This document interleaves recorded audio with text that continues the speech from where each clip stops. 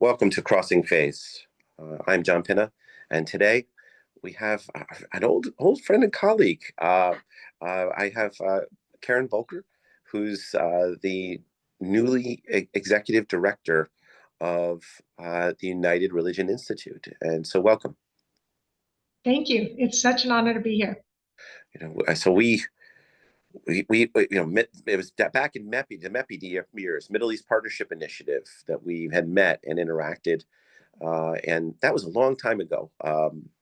And so one of the reasons why I reached out was you had just taken command of URI, and as the executive director, and whose work is engagement of the multi-faith space on a global scale. Yeah. I was so happy to hear from you. Yeah, and so it was this position you just took. You just took the position in March. Correct? Yeah, March 1st, I became the executive director of the United Religions Initiative, and we go by URI mostly. And so how long has the organization been around? So actually, we are just coming up on our 25-year anniversary. So we were founded in the year 2000, but the story started in 1993 when Bishop Swing was invited by the United Nations to organize a ceremony for the 50th anniversary of the signing of the UN Charter, which had been signed in San Francisco, and this is where URI is headquartered. So he spent 2 years organizing this big anniversary event. He was the Bishop of California. And in doing so, he thought to himself, well, if we can have United Nations, why can't we have United Religions? So that's how we came up with United Religions Initiative. But then as he traveled around the world talking to people about this idea, which had started as more of a, what if we got religions together, the institutions? And he learned that at every place where he was going, people were working together across faith boundaries to address the challenges in their community. And so that's how we became a global grassroots interfaith network, not the religions joining together, but actually people at a grassroots level joining together. When we started, when the URI charter was signed on June 26 in 2000, we had 60 cooperation circles in 15 countries. Now we have over 1,200 cooperation circles in 113 countries. What's a cooperation circle? So a cooperation circle, it is, you have to have at least 7 people, and you have to have at least 3 different faiths or indigenous traditions or beliefs or spiritualities represented among those 7, among the minimum group, right?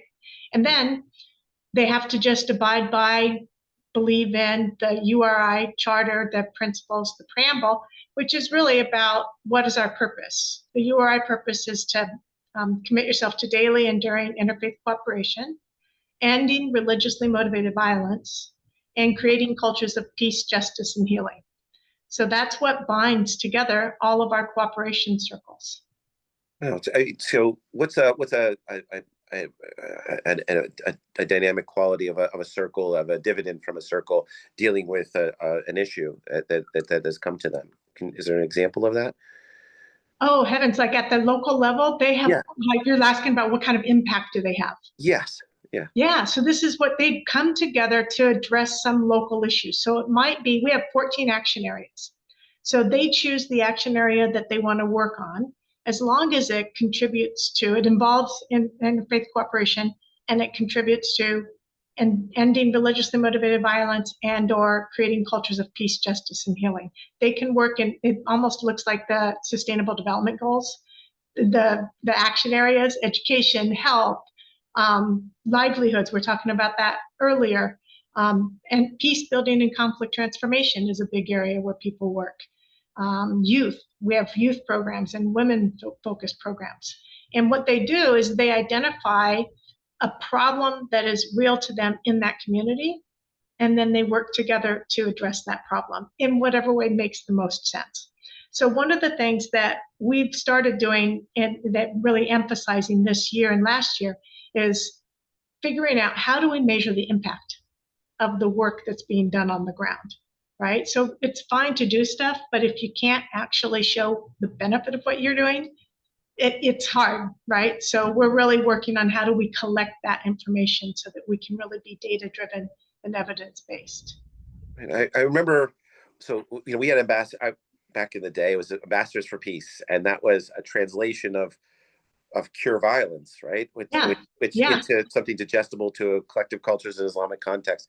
I don't want to put you on the spot if you don't remember, but if you do remember some of the pieces about Cure, you have Cure Violence and Ambassadors for Peace, because this sounds like the next extension of this as a global network that actually is the impetus of the from Cure Violence, and where Ambassadors for Peace was a stepping stone, which that was my program, right? right. So I was hoping maybe you could kind of unpack that a little bit, because our listenership, that will say, all right, here's this program, and maybe it works, maybe it doesn't work, but this is a long-standing, almost 20-year evolution into the seat that you're in right now at URI. Right. Am I Yeah. mischaracterizing that? I don't want to mischaracterize that. No, no, you're absolutely right. And I'm really glad you brought up Ambassadors for Peace. It was a great program. So for your listeners, I'll just get a little bit of background, right? Sure. So that happened, I think, that might have been while I was still at state, but I don't know if you remember, I did move to Cure Violence. I do I remember spent that. 10 years at Cure Violence, and I was overseeing a lot of their international programs and trying to figure out how to adapt their model, which was mostly known for work here in the United States in community-related violence, to other social and cultural contexts. And this Iraq program is one of the first programs that I remember really working on. And what you all did in the Ambassadors for Peace program, I remember some of the statistics. So I think there were like over 1,000 documented interruptions of violence, Right. which was amazing because Yeah. this was at a time when it was almost not even quite post-conflict, right? So it was a difficult time to do this kind of work. Yeah, like And yet 2012, 14, it 15, thereabouts. it ended by 2012. So Right. yeah, yeah, it Yeah, was 2008 to 2012, I think. that's right. And Yeah. and so you trained, I think, tens of thousands of people in how to think about violence as a contagious behavior. And then so those people went out and they actually intervened to interrupt and stop violence. And you were able to document, I think, over 1,000 of them. Yeah. And I'm sure many, many more incidents happened, but it was difficult to document in that context, right? But that was the first big international program that Cure Violence did. I don't know if you're aware of that. I didn't know, it's been some time, but I know that, what you think your program's the most important, and you think that you're, the bee's knees when you're doing stuff. But there's also that weird sort of confidence I was talking about when I used to have the meetings. Not everybody was so nervous of whether or not we did have value to the audience, because there's the internal and external audiences, right? So there's people on the ground. We know we have impact, but what translates to something digestible to the Beltway is another whole nother thing, Right. I learned a lot by working with you guys on that program in terms of what do you need to adapt a program to a different social and cultural context, and how do you adapt this to each individual different case. So I was brought here 2 years ago to URI as the director for partnership and violence prevention, specifically to bring that same health approach to the URI network. And so for the last 2 years, this is what I've been doing, is introducing the health approach to violence prevention to the URI network, because I had this fundamental belief that, and Jerry White, who was the executive director at the time who brought me, that this little bit of knowledge and understanding of how violence works could be so powerful in the hands of these interfaith actors on the ground. And so it's really taken off like wildfire. A lot of our cooperation circles are interested in this in Nigeria and in India. And in Honduras and in Sri Lanka, we've had some really great programming around introducing the health approach in all of those different contexts and starting to document incidents where people are intervening to interrupt and stop violence, faith actors. You have these sort of individuals that have street cred. That's how I always just describe 100%. it. that have Yeah. the street cred, that know what's going on, but you're providing them the tool to sort of look to to notice the indicators, and then be able to then have the tools to intervene and engage, so that conflict management resolution can happen in an appropriate way. Exactly. And when you have an interfaith network, has been growing for 25 years, these guys have been building the relationships that are needed, right? So they have these interfaith relationships. And when you're trying to reduce religiously motivated violence, those relationships are critical. So now we have people who have these relationships and a new understanding of how violence acts at like a contagious behavior, Sure. and that you can intervene to interrupt and stop that violence.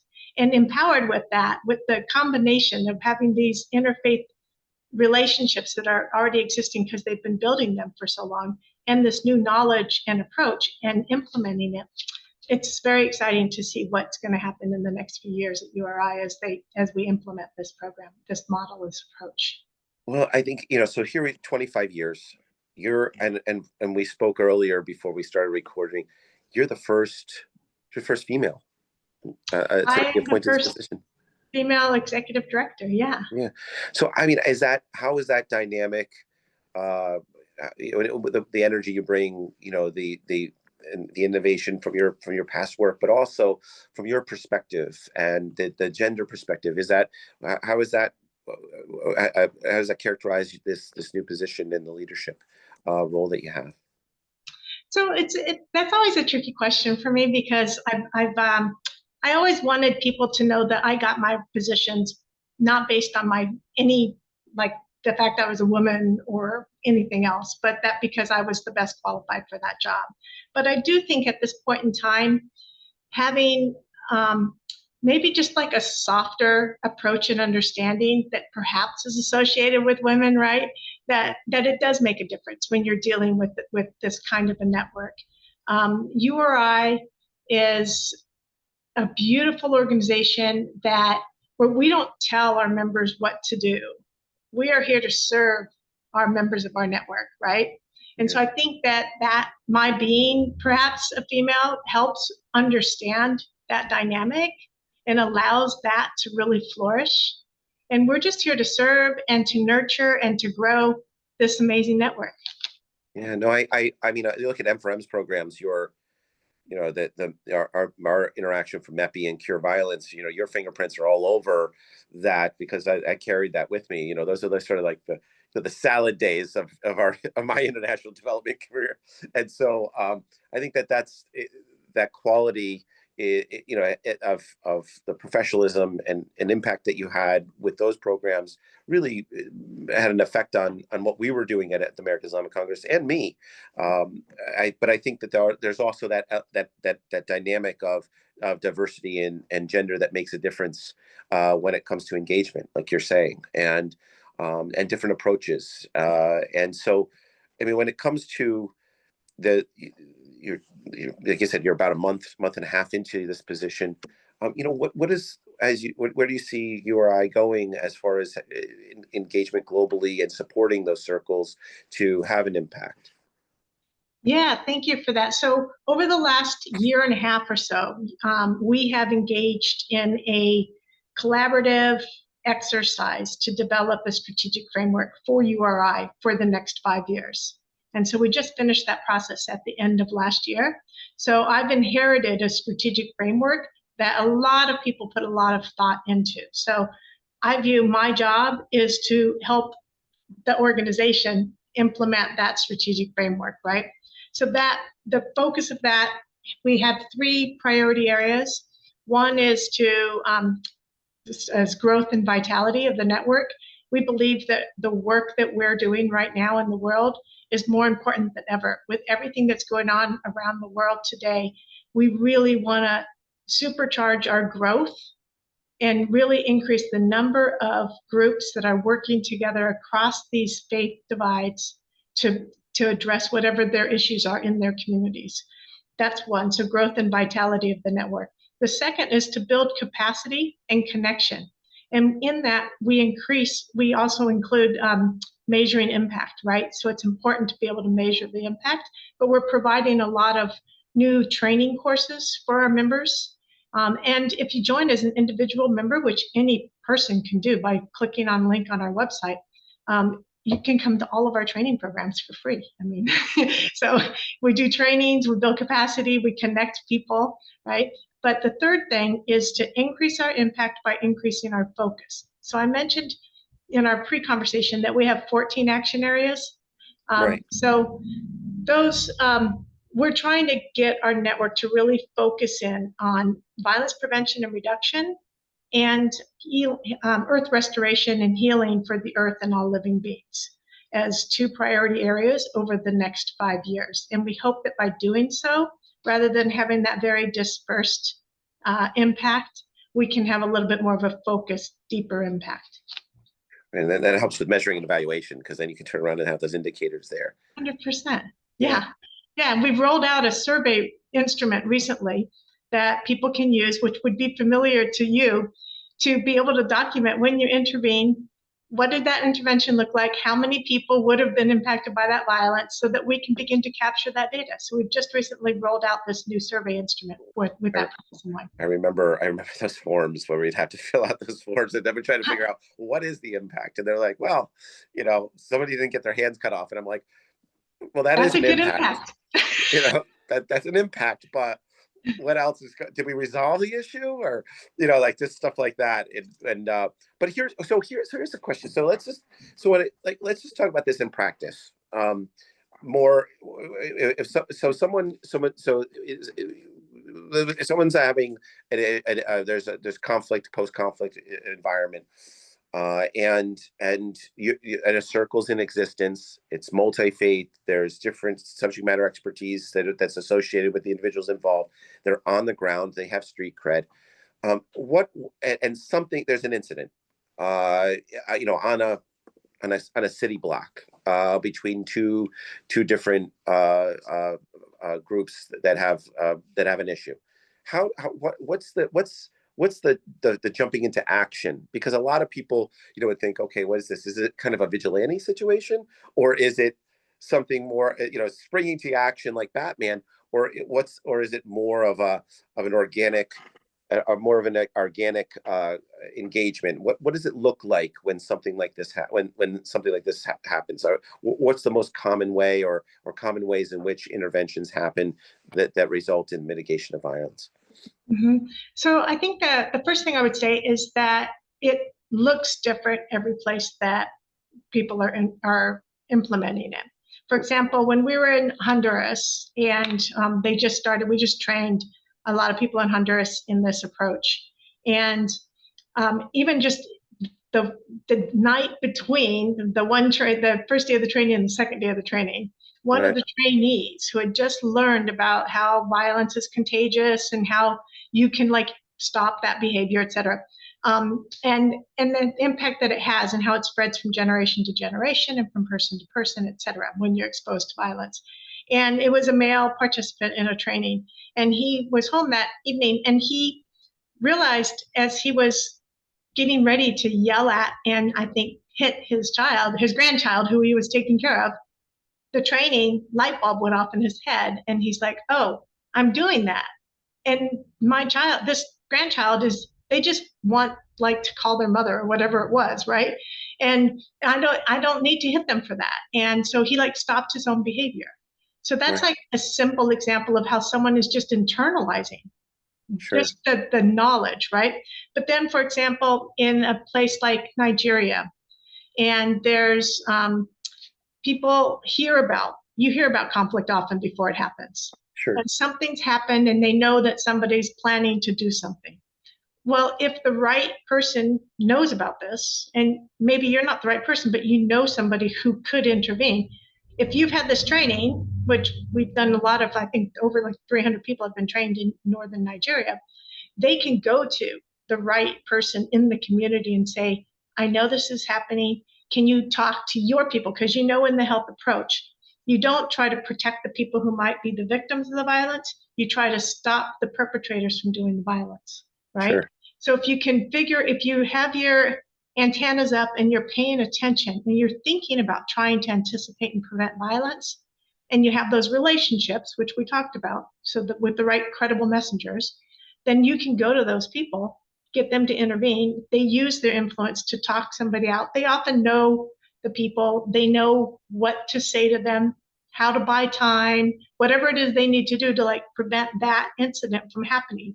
And as I think you'll remember from when you worked on this stuff, often if you prevent that incident for 24 or 48 hours, things cool down enough that you can actually then have the conversation, have the dialogue, and reach some conclusion to whatever was causing that conflict in the first place, right? But Yeah. the first priority is to prevent the violence that's brewing right at that moment. Yeah, we had like a newsroom. It was like, like an old school newsroom. And we were just like aggregating information and then sending people out and trying to figure out what's going on. It was very dynamic, very, Yeah. I remember you guys had a very systemic way of monitoring the newspapers, literally yeah, like what's going on, and then making sure people went out and talked to people. yeah. Yeah, I remember that.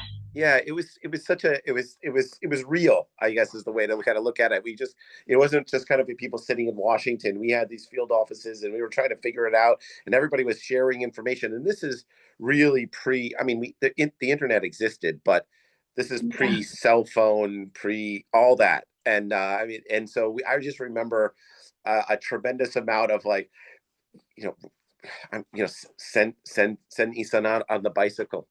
He's going to have to Right. go down the road and figure out if something, this is real or what's going on. I just remember a lot of that physical engagement. And when cornerstone of my career is engagement modeling, and so, collective cultures, Islamic contexts, post-Soviet context. And when people ask that, I use it, the part of the example. I was like, we were involved in this cure violence that was, translated something digestible to a collective culture, Islamic context, called Ambassadors for Peace. And let me tell you what happened. We had such a network of people out doing things, and they knew how to engage and where to go. And part of that was there was no GPS, so everybody was they knew where to go. They knew the streets to go down and who to talk to and where the cafe was, where this guy would sit, and chat and talk with them. And I think that dynamic quality, it well, certainly still exists overseas, but it's something that URI actually has in place with these cooperative circles, and Right, the relationships exactly. exist, And right? they're all multi-faith. They've Yeah. all been building these relationships over years and years and years. And they're very locally grounded, so they know what's going on. So it's like the perfect place. I think I mentioned to you before that I feel like my whole life I've been coming to URI, right? Right. I didn't know it, but this is where I was meant to come and where I was meant to be. So, Well, there's also this quality where if you don't know and you do have the street cred and you're confronted with an issue, you're plugged into this really large network, advisory networks that you can interact with, who may have dealt with this somewhere else, right? Or has the subject matter expertise to help you with engaging on this issue. For example, theologically, right? You may not, I'm like I said, I'm Muslim, right? But I may not know how to deal with the Antiochians, right. so you have access to different faith leaders that have that theological background and that those relationships that they might be able to leverage so that they can fortify what they're doing on the ground. Is that a fair characterization? Yeah, definitely. So what at URI we're building a learning ecosystem, and only one part of it is focused on this violence prevention. We also have a whole stream of courses that are focused on how to have interfaith conversations. Right. That interfaith dialogue and how to make it effective. We have a new learning courses that we're designing that help people just appreciate the different faiths and understand where different faiths are coming from. So that ability, as you say, to like learn from other people in the network. We have community calls where people dial in from 50 or more countries at a time, right? And it's a beautiful network to be part of because you get this connection with everybody and you're not alone doing this work, which I think is one of the best things about it is that you feel solidarity with a bunch of other people who are also committed to trying to make the world a better place. Yeah, it's this is an interesting aspect that we don't talk about, celebrating the wins, right? So one of it, I know a lot of us are sort of comforted because we have a lot of good relationships. We've been through a lot of the stuff you don't even talk about because there is, you didn't put it on the sheet. You're sort of patting yourself on the back of whatever how staying off the violence or whatever it was. But when it comes to celebrating victories, when it comes to multi-faith wins, how do you approach that? Because a lot of people don't. We'll talk about the doom and gloom. I know that you or I just won an award, for example. It's happening in real time or near real time right now. But how do you celebrate the wins, so that those could be seen as examples and also have an impact where we're not so caught up in the doom and gloom of dealing with something, multi-faith violence that happens on a regular basis. Oh, so important to celebrate the wins. We have a very active WhatsApp groups, both regionally like focused, but also like globally. We have a contacts newsletter that people can like share these like positive stories in. Like I said, we have these community calls. We have like some youth community calls. We have environmental earth community calls. We have the women's interfaith network community calls, and they always are sharing these kinds of positive stories that so that we can build each other up and learn from each other and celebrate with each other. So it's not just pointing to the negative that you and I spent time talking about and thinking about, but all the positive things that are happening. So, why, can I ask you a personal question? Is that okay? Maybe, hopefully you'll see, Sure. like what's in it for you? Like what's your driver in this, Uh, and yeah.